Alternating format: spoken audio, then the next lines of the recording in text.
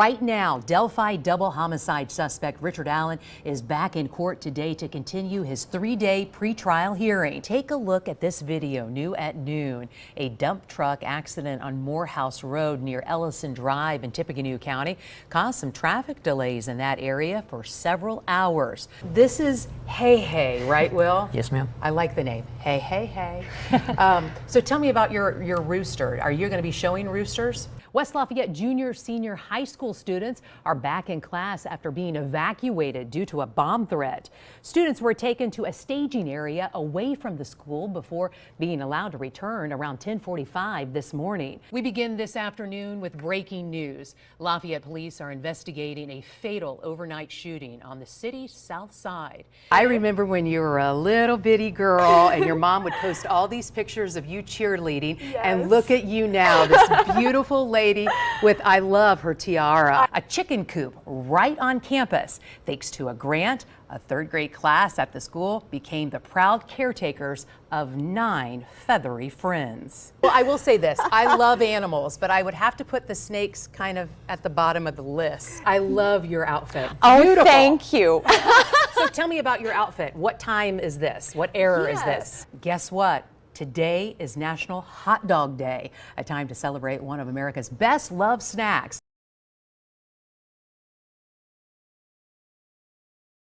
Love is in the air this Valentine's Day. These flowers smell so good. I'm going to step out of the shot right now so you can see the conditions right now. This is your 43rd year. You've been here. You're a huge supporter of the arts. That's where all the money goes. You can really feel the love for Neil. As you can see, there's flowers, there's candles, there's some notes, and even a picture of him taped up on the P. I know I'm dating myself, the 80s and 90s when music was the best. The recent murder conviction of Kevon McCaster is the perfect example of how well this partnership between the prosecutor's office and the police department works. This place is gonna be packed, the lights are gonna be on, there's gonna be a ton of people. Tell me about the game tomorrow night, your thoughts.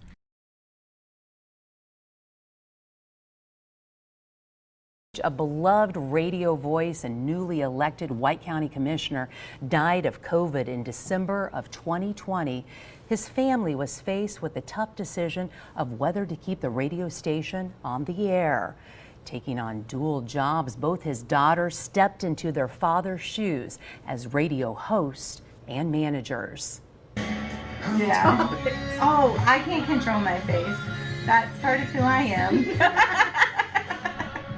In the heart of their community, this radio station continues to thrive under the leadership of these two sisters, Brandy Page and Jamie Page Valley, who have taken over the job after their father, Kevin Page, the voice of the station, tragically died from COVID-19 in 2020. After college, I followed a man up north and followed a different profession. But in 2020, like so many other people, we lost my father, who was the main voice of the radio station. And then my sister Brandy was also diagnosed with cancer shortly after that. So we're a family business, family owned and operated. So it was time to step back up to the plate and come and help the family again. Faced with the sudden loss of their father and the semi-retirement of their mother, Laura, the sisters found themselves at a crossroads and were determined in their commitment to carry on their father's love of community radio. So for us, we wanted to keep the station going. First of all, that's what Dad would have wanted us to do. So we kept it going because, well, it is our family legacy. Their parents started the station in 1989. It is a mix of adult contemporary, community events, talk radio, and more. Brandy, who practically grew up in the radio station and started hosting shows at the age of 10, says she brings a certain unique expertise to her role.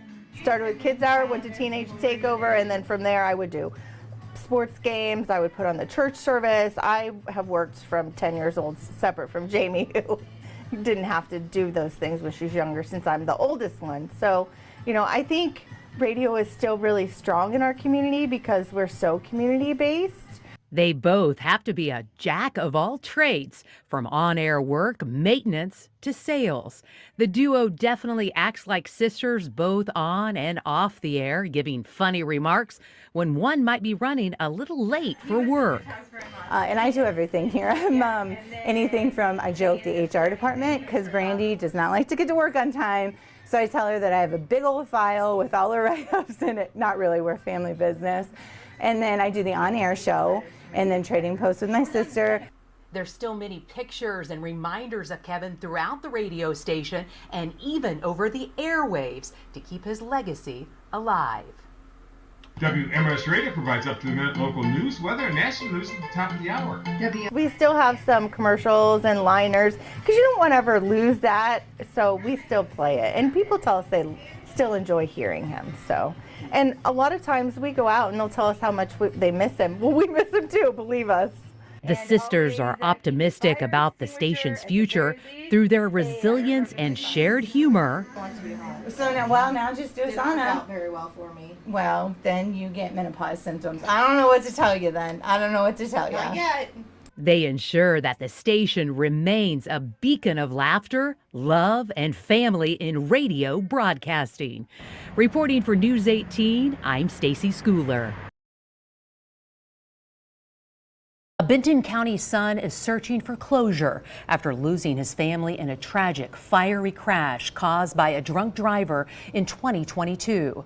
I talked with him about his journey as he finds strength on the racetrack amid the weight of a terrible loss.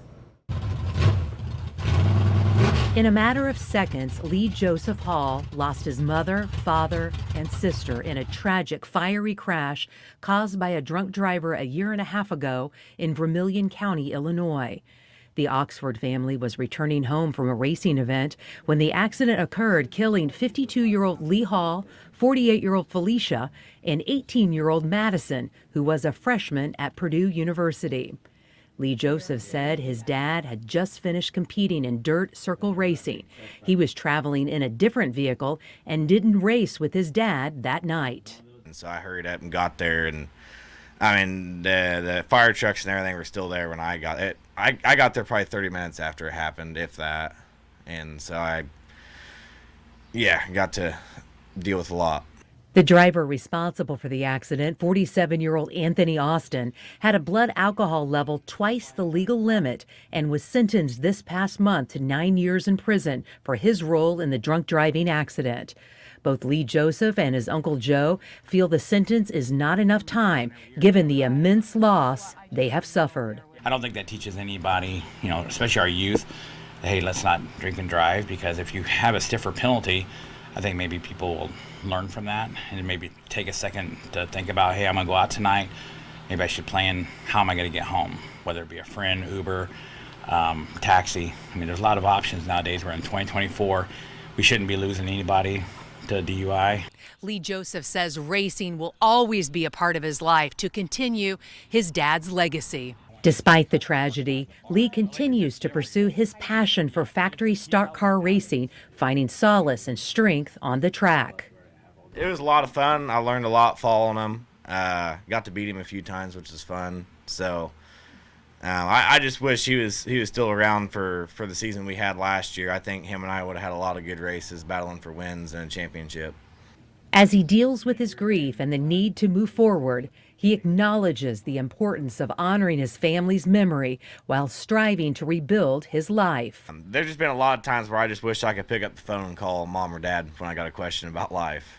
Racing serves as a reminder of his loved ones and a way to cope with the pain of their absence. Rick Mount, also known as the Rocket, a legendary figure in Purdue basketball history, recently took a trip down memory lane with me to recount the glory days. We talked about his game-winning shot that secured the team's spot in the 1969 Final Four game. So it gets down to about 6, and I can't say what words Coach said, but they said they waited too long. But I got the ball, took about 2 dribbles, about 23 feet in the corner there, and drilled it. We win, we go to the Final Four. Mount expresses his optimism for the current team's success. He says they are extremely talented and have a great chance at winning it all. When they come out on the floor, they're ready to play. There's no trash talking, there's nothing like that. It's when we get between the lines, we're going to play and we're going to beat you. And this is what these guys got. And that's why I think that they might win the national championship with that kind of attitude. He emphasizes the importance of dedication and achieving greatness on the court. He piled up 2,323 points over 3 seasons and averaged 32 points per game, becoming one of the greatest shooters in Purdue history. He credits his success to countless hours of practice, especially on those long shots that are now considered three-pointers. Back then, it only counted as 2. If you want to be a great shooter or a good shooter, it's not given to you. You got to get in the gym and work on it. That's one thing about shooting. I stopped by Mount's former high school gymnasium in Lebanon that's now called Memory Hall, where the iconic movie Hoosiers was filmed. Young players were busy working on their basketball skills. I'm able to do my fundamentals first basketball training out of this historic gym, Memory Hall, where Rick actually played. So I know a lot of times you'll see people come by and just to take pictures, just because a lot of times they want to see the familiarity from the movie Hoosiers, and then they're able to kind of look around the gym and just see, and just, although this is an historic and very historic a gym that's still standing and in great condition. His legacy continues to inspire generations of players striving for excellence, and he feels this Purdue Final Four team represents what basketball is all about.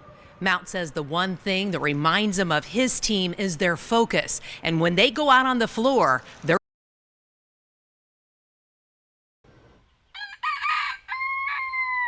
But lots of people call me the chicken lady. I have 45 of my own at home, so yes.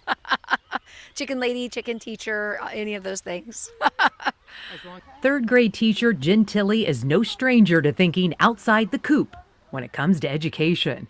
Last year, she embarked on a feather-ruffling adventure by proposing the idea of bringing chickens to her school at Cole Elementary. I just love chickens. At home, I find them peaceful and relaxing and very useful. And so I said to my principal, wouldn't this be a great place in the Outdoor Education Center to have a chicken coop? And he said, I think you should do it.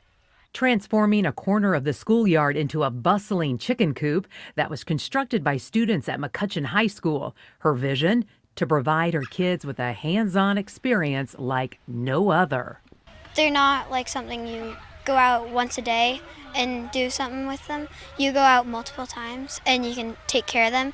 Like in the winter, we had to go out like 3 or 4 times to just change their water because it was frozen. Parents and teachers alike are excited about this innovative educational experience. It's been a great experience, and even those kids that live in town that might never have the opportunity to deal with chickens or any other farm type animal will have that opportunity. Since the arrival of 8 hens and 1 rooster, the third graders are not only witnessing the miracle of egg laying firsthand. When they're like all laying an egg, it's like really loud, especially when they crow. They do lay eggs and they make a lot of noises. They scream and yell when they lay eggs, and it's like when they first lay them, it's like really warm. But they are also discovering it can be a dirty job keeping the coop clean. So if there's a lot of poop in the coop, you get a scooper, and there's the waste bin, and you scoop the dirty poop and dirty shavings in the waste bin. Jen's passion for teaching extends beyond the classroom walls as she instills in her students a love for nature and a sense of responsibility for the chickens, not only during the school year, but also through summer break. It is a year-round thing. So at first, people were asking if I would take the chickens home to for the summer, but I decided to give the students opportunities to sign up. So I've sent out a Google Doc, and parents are already signing their kids up to come and care for the chickens throughout the summer. With feathers flying and chickens clucking, the students say this hen house has been a great learning experience. In Tippecanoe County, I'm Stacy Schooler for News 18.